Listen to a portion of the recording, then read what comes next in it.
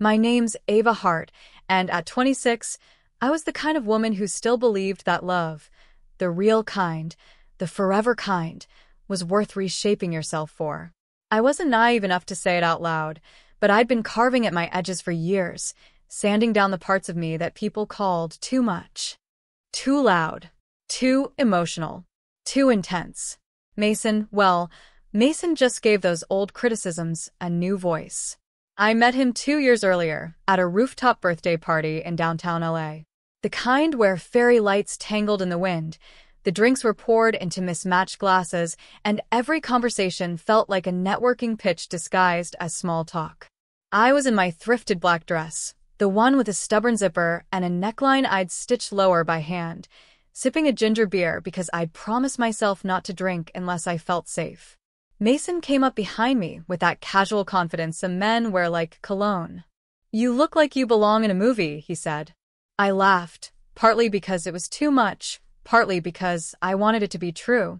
We talked for hours that night, our knees nearly touching on the splintered bench. He asked what I did, and I told him the truth: receptionist at a photo studio off Sunset. My world revolved around scheduling shoots, greeting models, fetching coffees, and silently watching beautiful people through a pane of glass. Mason leaned in and said, "So you're in the creative field?" I nodded, feeling oddly proud, like maybe I was. The first few months felt like the montage in a rom-com. He'd send me songs that reminded him of me, pick me up in his battered Jeep with the roof down, and kiss me in parking lots like he didn't care who saw. I didn't notice the small edits he made to me back then. The quiet, almost invisible cuts. Red lipstick reads cheap on you. That laugh. Maybe save it for when you really mean it. Those boots make your legs look short. At first, I thought he was helping me improve. The way you might tell someone their shirt's on inside out. A kindness, not a cruelty. I didn't realize he was rearranging me like furniture in a room that was already mine. The night of the sentence, we were at a bar in Silver Lake. The kind that pretends it's casual but has cocktails with ingredient lists longer than poetry. The host's eyes flicked over me like he could measure my worth in a glance, then sat us at a cramped two-top near the bathroom. I dressed up, hoping to undo the frost from the night before, when Mason had barely acknowledged the dinner I cooked. Lemon chicken, the recipe I'd practiced for weeks. He'd eaten in silence, then fallen asleep on my couch without a word. I told myself he was tired, that I was overthinking. But that night in the bar, after I bought the first round, Mason leaned back and said it. "You're not girlfriend material." It landed in my chest like a punch wrapped in velvet. I asked him what he meant, because surely this was some kind of joke. "You're fun. Chaotic," he said, swirling the ice in his glass. "You're like a firework, dazzling, but not the kind of thing you keep around the house. Men want peace, Ava. You're always performing, auditioning. Performing, auditioning. Like my existence was a role I was trying to win, and I'd already failed. I wanted to argue, to tell him that I could be peaceful, that I could be quiet, that I could mold myself into whatever girlfriend material meant in his head. But something in me, the last unbroken bone, stopped me. I looked at him, and for the first time in 2 years, I saw him without the warm blur of affection. He wasn't being honest. He was being cruel in a way that let him still feel noble. I left cash on the table, slid out of my chair, and walked. My boots clicked against the sidewalk, my breath fogged, my eyes burned. 3 blocks later, I realized I was shaking, not from the cold, but from the sudden understanding that I had no idea who I was without his narration of me. The week after was a fog of autopilot. At the studio, we were shooting a swimwear campaign for Real Women, which of course meant models who looked like they were born under better lighting than the rest of us. I signed them in, offered them sparkling water, and listened to them complain about jet lag and humidity ruining their hair. I didn't envy them. Not exactly. It was more like I envied the certainty in their posture, the way they occupied space without apology. On Thursday, disaster struck. The main model was down with the flu. The backup was stuck in Denver, and the client's assistant looked like she might cry right there on the seamless white floor. We couldn't reschedule without racking up fees, and fees meant someone, probably her, would get the blame. I can fit the samples, I blurted before I could think. Every head in the room turned toward me. I'm not a model. I never wanted to be. My body is strong from walking and lifting, not from curated workouts. My thighs touch, my stomach is soft, my skin holds the map of every year I've lived. But in that moment, all I cared about was not letting this poor woman lose her job. Katerina, the photographer, looked me over with a professional eye. "What's your underbust?" she asked. I told her. The assistant handed me a suit, white of all colors, and I slipped into the changing room. Under those harsh bulbs, I saw myself in a way I hadn't in years. The curve of my hips, the stubborn line of my jaw, the small scar above my lip from when my sister's cat panicked and caught me. I almost laughed. Not because I thought I looked bad, but because I looked alive. Imperfect, unfiltered, human. When I stepped onto the cyclorama, Katerina guided me like I was any other model. Chin toward me. Shoulders down. Think of something you wanted and gave yourself. I thought of freedom. Of leaving that bar. Of the air in my lungs when I realized I'd rather walk alone than sit across from someone who made me small. The strobe flashed and I didn't flinch. We shot 2 looks. On the second, a cobalt suit with a stubborn zipper, Katerina told me to think of something that made me angry and then swallow it. I thought of Mason's voice, his bored expression, his careful way of making me feel like an extra in my own life. My eyes softened in a way I couldn't fake. When it was over, Serena, our manager, slid me a quick contract for usage rights just in case the client liked the shots. $250 for a half-day test. I initialed without hesitation. My hands shook, not from fear, but from the strange, fierce satisfaction that came from being seen. That night, Mason texted, "You okay?" I stared at it while eating mango sorbet straight from a carton, the city lights blinking in the distance. I didn't answer. Not because I didn't have words, but because I finally wanted to keep them for myself. The next morning, an unknown number left me a voicemail. Hi, Ava. This is Lena from Orpheum Collective. We saw your test images from Katerina's shoot yesterday, and the creative director wants to meet you. Are you free Wednesday at 11? Orpheum Collective. A name I'd seen in the credits of campaigns I'd clipped from magazines like Trophies. My heart pounded so hard I had to sit down. I called back, trying to sound calm. "Wednesday works," I said. When I hung up, I caught my reflection in the black screen of my phone. My lips were bare. My eyes looked awake. And for the first time in a long time, I realized I wasn't waiting to be chosen. I was already walking toward something. I don't think I slept the night after that voicemail. My body went through the motions, teeth brushed, makeup wipes, climbing into bed, but my mind was a theater with no closing hours.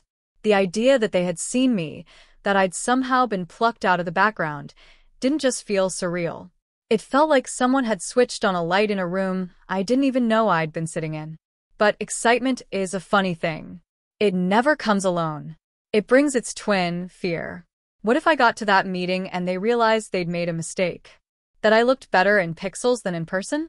That the camera had caught some fluke moment of grace that I could never replicate again? By Sunday, my confidence was a balloon slowly losing air. I tried on every outfit I owned, each one rejected in front of my mirror for reasons that now seem absurd. The black dress I'd worn to meet Mason? Too many ghosts.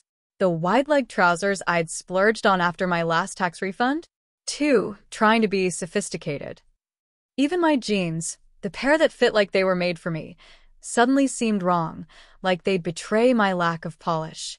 I kept imagining what the people at Orpheum Collective would look like. All sharp lines and sharper eyes, sipping espresso from cups smaller than my palm. They'd see through me in seconds. They'd spot every frayed thread, every inch of inexperience. By Tuesday night, I was convinced I needed help. So I called Mara, my sister, my compass, the only person who knew just how deep Mason's words had cut. "You're overthinking," she said, her voice muffled by the sound of her toddler in the background. "That's my whole personality," I muttered. "Then do the opposite for once. Wear something that feels like you, not something you think they want to see." "That's vague," I said. "It's honest," she replied. And for the record, you've always been girlfriend material. He just didn't have the capacity. I laughed, not because it was funny, but because hearing it from her felt like someone putting a warm hand on my back when I didn't realize I was cold. The morning of the meeting, I woke before my alarm. My apartment was still dark, the city outside muffled and slow. I made coffee but barely touched it. My stomach was already doing cartwheels.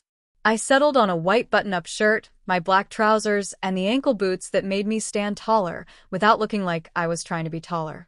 I kept my makeup light, concealer, mascara, a sweep of blush, but I wore my red lipstick.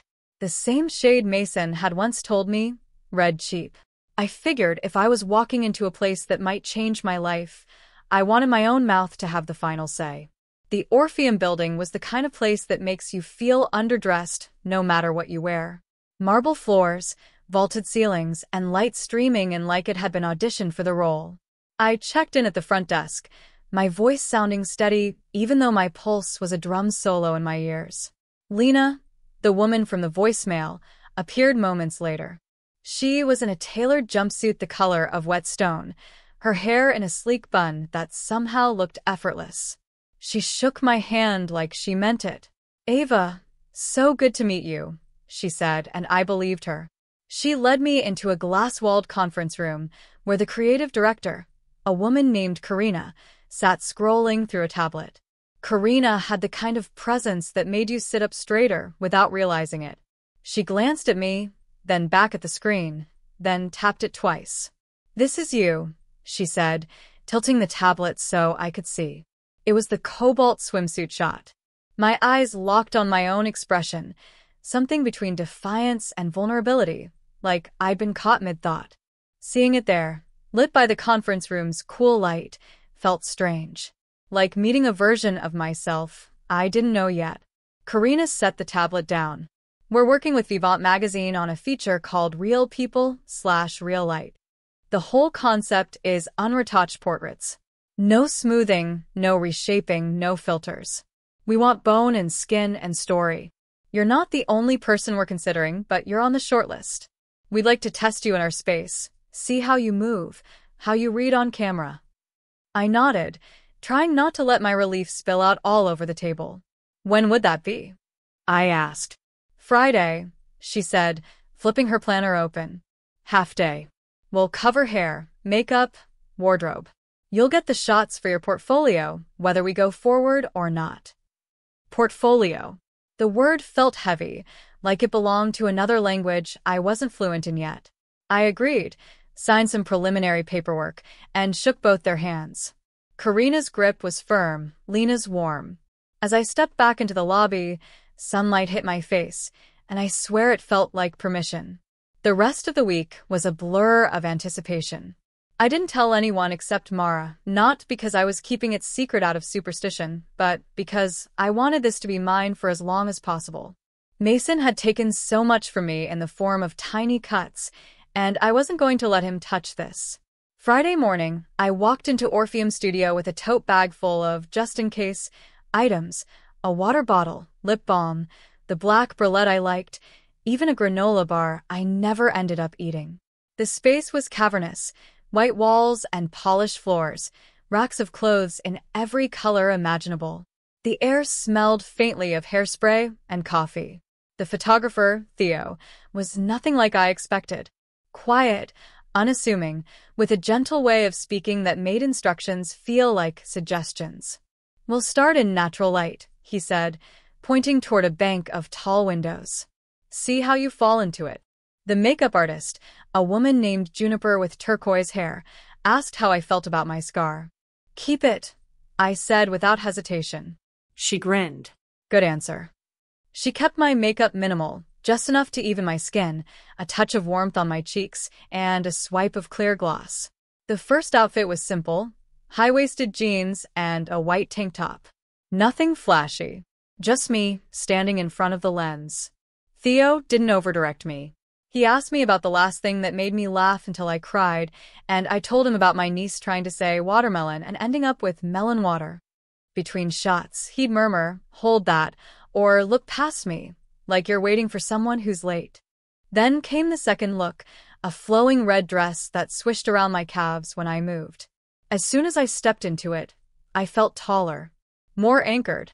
Theo had me walk slowly across the set, barefoot, letting the hem catch the light.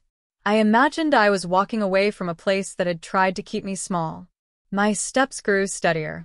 My shoulders loosened. "Turn your face toward the light," Theo said. I did. The warmth touched my jaw, and I thought, this is mine.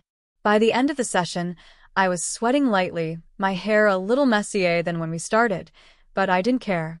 Juniper handed me a makeup wipe, and I wiped away the gloss, leaving my mouth bare and real. Karina came over, flipping through the shots on Theo's camera. She didn't smile much, but when she did, it was like the room got warmer. "You have a face that makes people wonder what you're thinking," she said. "That's rare. We'll be in touch next week."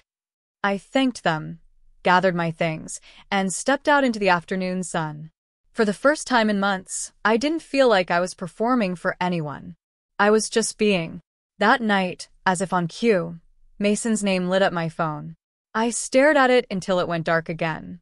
Then it lit up a second time, this time with a voice message. Against my better judgment, I played it. "Ava, hey. I've been thinking about you. I know I messed up. I didn't mean what I said the way it came out. You're amazing. I just wasn't ready. Maybe we could start over." His voice was softer than I remembered, almost pleading. But I heard it now for what it was. Not an apology, but a bid for entry back into my life on his terms. I deleted the message. No reply. Because the truth was, I wasn't the same Ava he'd left at that bar. And I wasn't about to let him narrate me again. The email came on a Tuesday morning. I was at my desk at the studio, answering a chain of increasingly frustrated messages from a photographer who insisted on oat milk for his latte and had to remind me 3 times that it should be warmed to exactly 145 degrees. My inbox pinged, and there it was. Subject: Vivant feature, confirmation. For a few seconds, I didn't click it. I just stared, my coffee cooling beside me, my pulse in my throat. The logical part of me said it could be a polite rejection, a "we loved meeting you, but inelegant" type. The part of me that still believed in miracles whispered, what if it's a yes? I opened it. "Ava, we're pleased to confirm that you've been selected for Vivant's Real People/Real Light cover feature. The shoot is scheduled for next Thursday. We'll send over the call sheet and creative brief by week's end. Looking forward to working with you. Karina and Lena, Orpheum Collective." I read it 3 times, my eyes scanning the same words until they started to blur. Cover feature. Not a page buried in the back. Not a half spread in the middle. The cover. My face, my body, my unretouched skin, staring back at strangers from newsstands and coffee tables. It didn't feel real. Not until Jules, our senior lighting tech, walked by and noticed my expression. "You look like someone just told you you're moving to Mars," he said. I grinned, the kind of grin that starts in your chest and works its way out. "Better," I said. "I'm going to be on a magazine cover."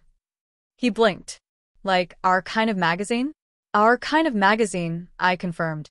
And for the first time, the words didn't sound like a daydream. They sounded like a plan. The rest of that week was a rush of fittings, emails, and tiny bursts of panic. The wardrobe stylist, Renee, called to schedule a session at her downtown loft. She spoke with the brisk warmth of someone who's been dressing people longer than I've been alive. Bring nude and black undergarments, nothing with heavy seams. And moisturizer, lots of it. Cameras love hydrated skin. Her loft was the kind of space you see in glossy interiors magazines, tall windows, exposed brick, racks of clothing arranged by color like a living rainbow. She had me try on everything from slinky silk slips to wide-legged trousers that made me feel like I should be striding into an art gallery with a champagne flute. When I stepped out in a pale gold slip dress, she tilted her head. "That's a maybe," she said. Then, almost to herself, "Your shoulders carry story." I didn't know what she meant, but I liked the sound of it. She explained that the shoot would be mostly in natural light, with a few editorial-style portraits for the inside spread. The goal was intimacy, not perfection. If your hair falls in your face, leave it. If you laugh mid-shot, that's fine. This isn't about control. I thought about how Mason had always wanted control, how he'd comment on my laugh in public or steer me toward outfits that softened me, how he'd made me feel like I needed polishing before I could be seen. And here was Renee, telling me the opposite, that the rough edges were the point. Thursday came fast. I woke up before dawn, the sky outside still the color of bruised fruit. My nerves buzzed, but underneath them was something steadier. I wasn't walking into this to prove Mason wrong. That ship had sailed. I was walking in to prove myself right that I could step into the light without shrinking. The Vivant shoot was at a converted warehouse in the Arts District. Inside, the space was stripped down to white walls and massive windows that let the morning sun spill in. I could smell fresh coffee and faint lavender from the steamers running in the makeup area. Juniper was there again, turquoise hair gleaming under the lights. "Back for round 2, she said with a grin. She worked quickly, enhancing my skin rather than covering it, brushing my brows into place, dabbing a little gold shimmer onto my eyelids. "Smile lines are a sign you've lived," she murmured when I caught my reflection and winced. The first set was simple. Me, in that pale gold slip dress, standing barefoot on a sunlit floor. Theo, who'd been chosen for the cover after the test, asked me to walk slowly toward the window, stop, and look out like I was watching something I'd been waiting for. The thing is, I was not a person, not Mason, not anyone else's approval. I was watching my own life catch up to me. Between shots, Karina reviewed the images on the monitor. She didn't gush, she didn't need to. Her small nods were enough. "The camera likes the way you carry stillness," she said once. Stillness. I'd never been called that before. Halfway through the day, while I was changing into the second look, a crisp white shirt and wide trousers, my phone buzzed in my bag. I didn't check it, but during lunch, curiosity got the better of me. It was a text from Mason. "Saw your IG. Vivant? Is that the cover?" I hadn't posted anything about the shoot, but Renee had tagged me in a behind-the-scenes story, just a quick clip of me laughing with Juniper while Theo adjusted the lighting. I could imagine him seeing it, pausing, zooming in. Another text followed before I could put the phone down. "We should talk. I think I get it now. You're different." The old me, the Ava who walked home from that bar with tears freezing on her cheeks, would have lit up at those words. She would have read them as redemption. But sitting there in that sunlit warehouse, halfway through a day that felt like the start of something bigger than him, I just felt tired. I didn't reply. The second half of the shoot was looser, more playful. In one setup, I was barefoot on a stool, knees pulled to my chest, hair tumbling over my face. In another, I stood against a plain wall, arms crossed, eyes direct.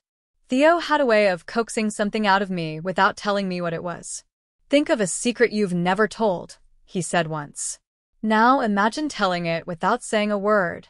I thought about the truth I'd never admitted out loud, that for years I'd let other people's perceptions of me weigh more than my own.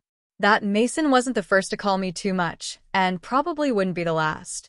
That maybe I'd been afraid to take up space because I didn't trust myself not to waste it. The camera clicked. When we wrapped, the crew applauded, the kind of applause that says we got it. Renee hugged me, Juniper handed me a makeup wipe, and Theo just smiled that quiet smile of his. "You're going to like these," he said. That evening, I stopped at a small bakery on my walk home. I bought a single slice of lemon cake, the same flavor as the chicken I'd cooked for Mason months ago, the meal he'd eaten without a word. At home, I sat by the window, fork in hand, and watched the sky go orange and then deep blue. My phone buzzed again on the table. Mason. This time, I didn't even pick it up. I took a bite of cake, the tang of lemon hitting my tongue, and thought, this is what it feels like to choose yourself. The issue hit stands on the first Thursday of the month. I didn't go looking for it right away. I told myself I'd be too busy at the studio, too swamped with reschedules and coffee runs to make a pilgrimage to the newsstand. But the truth was simpler. I was afraid. Afraid that seeing myself on that glossy cover would feel wrong, that I'd hate it, or worse, that I'd feel nothing at all. It was Jules who forced my hand. He came into work with a copy tucked under his arm like it was contraband. "Thought you might want to see this before the internet eats it alive," he said, sliding it onto my desk. There I was. Pale gold dress. Bare feet. My hair spilling over my shoulder in soft waves that weren't perfectly placed, and my eyes, God, my eyes, holding something I recognized but couldn't name. No airbrushing. No smoothing. Just me, caught in a moment between breaths. The headline read, Ava Hart, real light, real story. My throat went tight. Not because I thought I looked beautiful, though I did in a way I'd never let myself admit before, but because it felt honest. Like I'd been stripped of every layer I used to hide behind, and somehow, what was left was still worth looking at. Jules tapped the page. That's not just a picture. That's a warning to anyone who underestimated you. I laughed, but it came out choked. You think Mason will see it? I asked before I could stop myself. Oh, he'll see it, Jules said. Men like that always do. They have radar for the moments they're no longer relevant. By noon, my phone was a battlefield of notifications. Mara had texted a photo of my niece holding the magazine upside down. Go AWA, the crayon sign read in the background, her tongue poking out in concentration. My college roommate sent a voice memo screaming incoherently into the mic. Even Serena, who rarely dipped into anything personal, stopped by my desk and said, Well done, Hart. You clean up nice for someone who lives in patch jackets. Then came the message I'd been expecting and dreading in equal measure. Mason. It started with an Instagram DM, a screenshot of the cover, his caption reading, Wow. No punctuation, just that single word, like he thought it carried the weight of an apology. I ignored it. 2 hours later, a text followed. I owe you an apology. I didn't see who you really were. Can we meet? My stomach tightened, but not for the reasons it used to. There was no rush of adrenaline, no secret thrill at being wanted again. Just the faint, metallic taste of annoyance. I typed back, I'm busy. His reply came almost instantly. Always? Or just with me? I put my phone down. I wasn't going to play his game. The internet, meanwhile, had its own plans for me. Vivant had posted the cover on their official Instagram, tagging me in the caption. The comment section was a wild mix, some praising the authenticity, others critiquing the choice to feature someone who looks like a receptionist. I almost laughed at that one. They weren't wrong. But the comment that stuck with me came from a stranger. She looks like she knows something we don't. I did. I knew what it felt like to be told you weren't enough, and to turn that into your own private fuel. I knew the quiet power of walking away before someone had the chance to finish underestimating you. And I knew that Mason's words, the ones that had gutted me, had also planted the seed for this moment. 2 days later, I was invited to Vivant's launch party for the issue. It was in a rooftop garden downtown, strings of warm lights swaying overhead, the city's skyline glittering in the background. Renee dressed me in a sleek black jumpsuit with a deep V neckline, pairing it with gold hoops and the kind of heels that make you feel like you own the ground you're walking on. I walked in alone. No Mason on my arm, no safety net. Just me, Ava Hart, the girl who used to think love meant fitting into someone else's outline. People recognized me. Not in a swarm, but in small, deliberate moments. A woman from another feature in the magazine clinked her glass against mine. Your spread was my favorite, she said. You didn't look like you were trying to be anything but yourself. Halfway through the night, I stepped away from the crowd to breathe in the cool air at the balcony's edge. That's when I saw him. Mason. He looked exactly the same and completely different. Same easy smile, same casual confidence. But there was a flicker of something else in his eyes. Not love. Not even regret. Curiosity. Like he'd stumbled upon a version of me he couldn't have imagined. I had to see it for myself, he said, stepping closer. You look incredible. Thanks, I said, my voice even. He glanced toward the party. This is your world now, huh? I almost told him it wasn't a world. It was just a night, a moment. But then I realized he was looking at it all wrong. It was my world. Because it was mine, and I'd built it without him. I guess it is, I said. He studied me, maybe searching for the girl who used to hang on his every word. You know, when I said you weren't girlfriend material. You were right. I cut in. That startled him. Yeah, I said, smiling now. I'm not girlfriend material. I'm not something to be measured against anyone's checklist. I'm just me. And that's not something you ever knew how to hold. For a moment, I thought he might argue, but instead, he just nodded slowly, like he'd been dismissed from a job he didn't realize he'd already lost. I'm happy for you, he said finally. Good, I replied, and turned back toward the party. Later that night, I got home and placed the Vivant issue on my coffee table. I sat there staring at it, remembering every moment that had led me here, the bar, the sentence, the walk home in the cold. I thought about how I'd once believed Mason's opinion of me was the truth, carved in stone. Now it was just background noise. I picked up my phone and took a photo of the cover, my red lipstick on full display. I posted it with a caption that wasn't meant for Mason, but I knew he'd read it anyway. Girlfriend material? No. Main character material. The morning after the rooftop party, my phone was already buzzing when I opened my eyes. It started with a text from Mara. The internet is losing its mind over you. I blinked against the light streaming through my blinds, then reached for my phone. She wasn't exaggerating. My Instagram had jumped by thousands of followers overnight. The Vivant post of the cover was everywhere, reposted by fashion bloggers, body positivity accounts, even a couple of celebrities I'd never met. My DMs were flooded with messages from strangers. Some were short and sweet. You inspire me, while others were long paragraphs about women who'd been told the same things Mason had told me. Too much, too loud, too something. I read every one. Some made me laugh. Some made my throat ache. The comment that stuck with me most came from a woman in her 50s. At 23, my boyfriend told me I'd never be wife material. I believed him for 30 years. Then I realized I'd wasted decades waiting for permission. Don't wait. You're doing it now. Keep going. It hit me like a quiet kind of truth. This wasn't just about me anymore. The emails started pouring in that week, too. A sustainable fashion brand wanted me for their campaign. A podcast invited me to talk about authenticity in media. A small but respected modeling agency reached out, saying they'd love to meet. It was dizzying. For years, I'd been on the other side of the camera, the one holding the clipboard, making sure the real talent had water and snacks. Now, people were asking for me. I tried to keep my feet on the ground, but some days I'd catch myself smiling in the middle of brushing my teeth, remembering that I'd gone from not girlfriend material to cover material in less than a year. Of course, Mason noticed. At first, it was small things, him liking old photos of mine on Instagram, reacting to my stories with fire emojis, the digital equivalent of a tap on the shoulder. Then came the messages. I miss talking to you. We had something real. I think about you more than I should.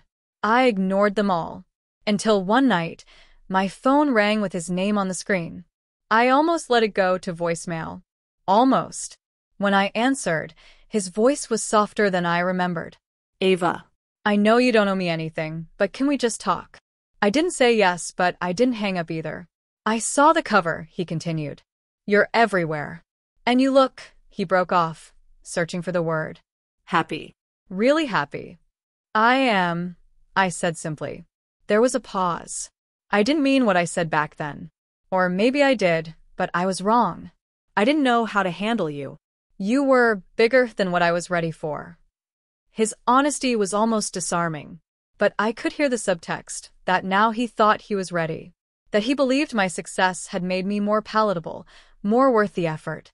Mason, I said, my voice steady, I'm not looking to be handled anymore.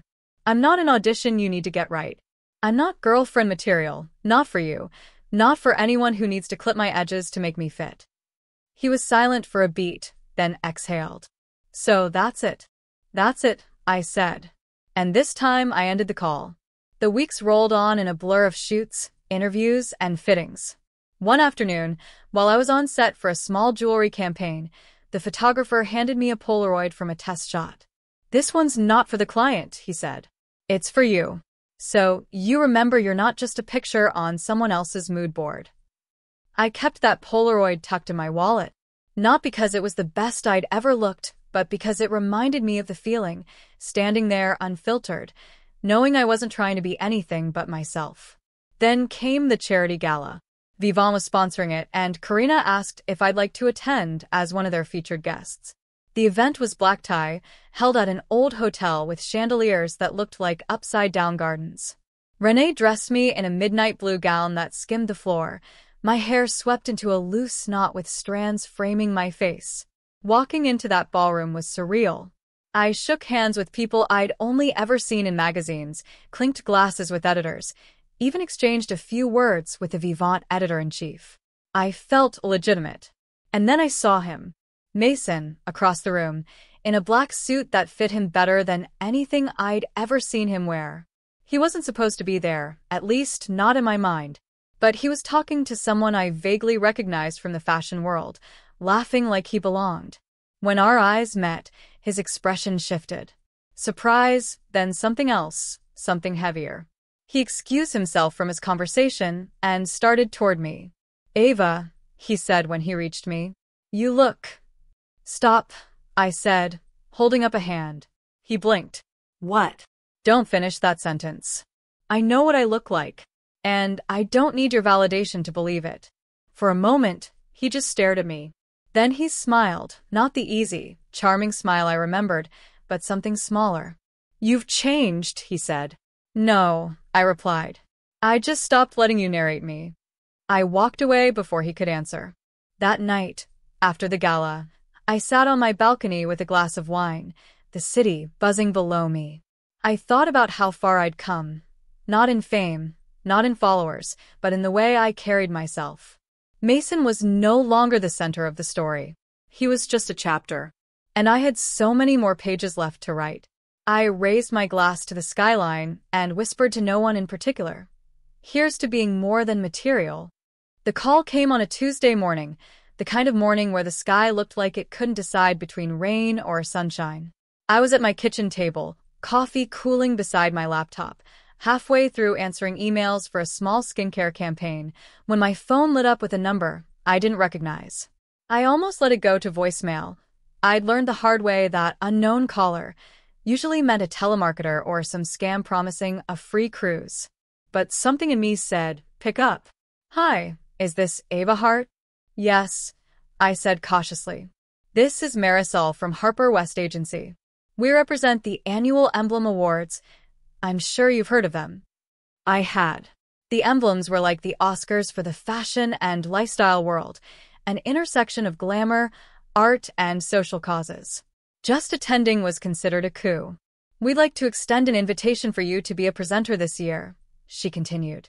"We saw your Vivant cover and the subsequent campaigns. The committee feels you embody the kind of authenticity we want to spotlight." I sat there, staring at my chipped coffee mug, trying to absorb the words. "You want me to present?" "Yes," she said with a small laugh. "On stage. Live broadcast. The whole deal. We'll handle wardrobe, hair, makeup. You just need to say yes." Yes," I said, before I could overthink it. "Absolutely yes." That night, I told Mara over the phone. "You're presenting at the Emblems?" She practically shouted. "Ava, that's—" She broke off, like the words weren't big enough. "That's huge."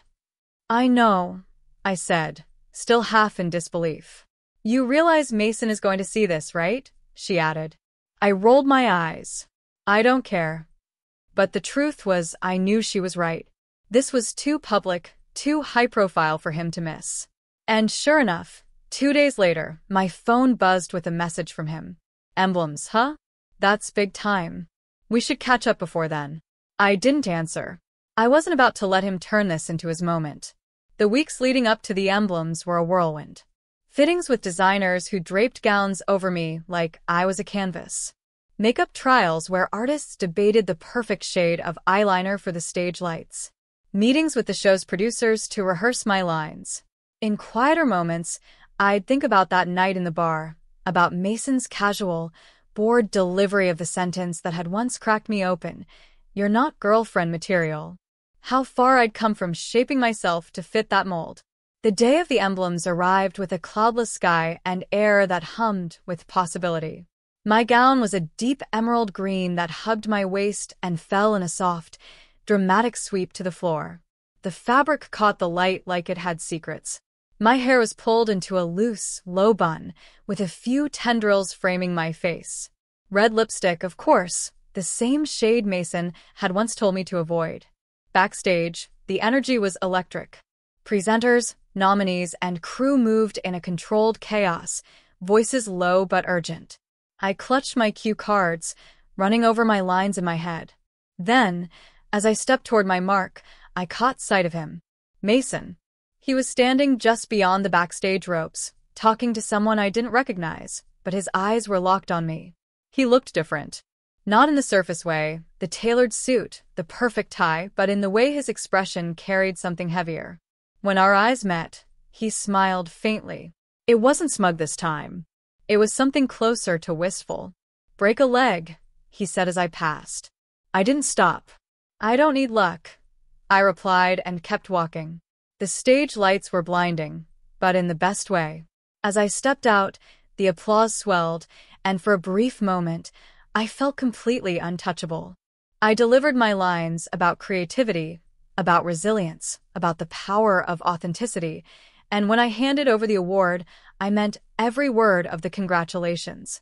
Backstage afterward, Marisol found me. "You killed it," she said.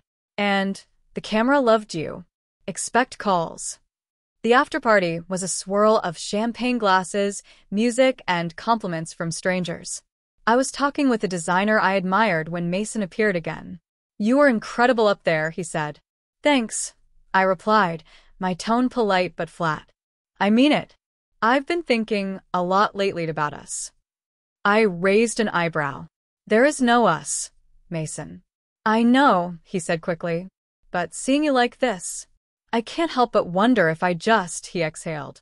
"If I just didn't know what I had." I took a sip of champagne, letting the bubbles sting my tongue. "You didn't," I said simply. "But that's not my problem anymore." He looked like he wanted to say more, but I was already turning back to the conversation I'd been having. When I got home that night, I kicked off my heels, set the award show program on my coffee table, and poured myself a glass of water. My phone was buzzing with congratulatory messages, tags, and mentions. I scrolled past them, stopping only when I saw Mara's text. "Proud of you, Awa. Always have been. Always will be." I smiled.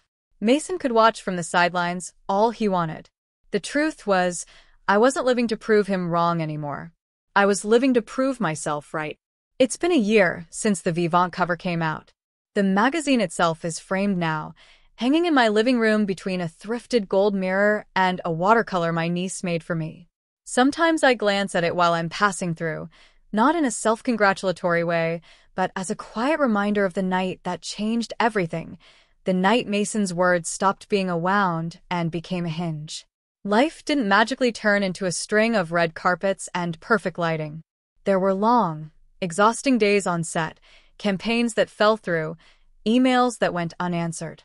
But there were also moments, real, grounding moments, where I felt the exact opposite of what Mason once told me. Girlfriend material? No. Human material. Story material. Main character material. The biggest shift hasn't been in my career. It's been in how I see myself. Before, I'd stand in front of the mirror like I was trying to crack a code. If I wore this, spoke like that, cut my hair just so, maybe I'd finally be the version of myself people wanted. Now, when I look in the mirror, I'm not trying to solve anything. I'm just checking in with the person I've been building. I've learned to enjoy my own company. Solo brunches, afternoons wandering bookstores, late-night walks through my neighborhood with nothing but the hum of the streetlights for conversation. I've stopped asking myself if someone else would approve of how I'm spending my time. The freedom in that is worth more than any magazine cover. Mara says I've changed. Not in the "you're a different person" way, but in the way I carry myself. "You used to shrink when you walked into a room," she told me recently. "Now you take up your space like you were always meant to." It's funny, I don't remember consciously deciding to do that. I think it just happened when I stopped waiting for permission. A few months ago, Vivant invited me back, not for another cover, but to write a short piece for their Voices column. They wanted me to talk about authenticity and self-worth. I almost said no. I wasn't sure I had anything worth saying that hadn't already been said. But when I sat down to write, the words came easier than I expected. I wrote about the bar that night, about Mason's voice in my head, about how I'd confused someone's limited vision for the whole truth. I wrote about the shoot, the cover, the way strangers' messages had reminded me that stories ripple farther than we can see. When the column was published, I didn't tag Mason, didn't send it to him. I didn't have to. The last time I saw him was at a small gallery opening. He was leaning against a wall, a glass of white wine in hand, looking like the same man I'd met years ago, but carrying something heavier in his posture. When he noticed me, his smile faltered just slightly, the way it does when you're bracing for something. "Ava," he said. "Mason, you've been doing well." "I have." There was a pause. He looked down at his glass. "I read your Vivant piece." "Oh, I didn't realize," he said slowly, "how much damage I did." I met his gaze. "It wasn't just you, but you were part of it." He nodded. "I'm sorry." It was the first time I'd heard those words from him. And for the first time, I realized I didn't need them. "I hope you find what you're looking for," I said. Not with anger. Not with forgiveness, exactly. Just closure. Then I turned to leave, feeling the strange, satisfying weight of a door closing behind me for good. Not long after, I got an email from the Emblem Awards Committee. They were inviting me back, not as a presenter this time, but as a nominee for their Emerging Voice Award. The night of the ceremony, Mara came with me as my guest. She wore a deep blue dress that made her eyes brighter, and when the lights hit us walking the carpet, I realized this was the first time in a long time that I wanted someone to see me exactly as I was in that moment. Not edited, not smaller, not safer. When they called my name as the winner, I walked to the stage without rushing. I took the microphone and looked out over the room. "I was told once," I began, "that I wasn't girlfriend material. And for a long time, I believed that meant I wasn't enough material for anything. But I've learned that someone's opinion of you isn't a prophecy. It's just a reflection of their own limits. And the truth is, you're allowed to be bigger than someone else's comfort zone." The applause was warm, but what I remember most was the look on Mara's face. Proud, steady, like she'd always known I'd get here. Back home that night, I set the award on my shelf next to the framed Vivant cover. 2 markers in time, one born out of a wound, the other out of growth. I poured a glass of champagne, stood barefoot in my living room, and let the quiet wrap around me. I thought about the girl in the bar that night, cheeks flushed, chest tight, thinking she'd just been told the truth about herself. If I could talk to her now, I'd tell her this. One day, you'll be thankful for that sentence. Not because it was kind, not because it was true, but because it will light a fuse you didn't even know you had.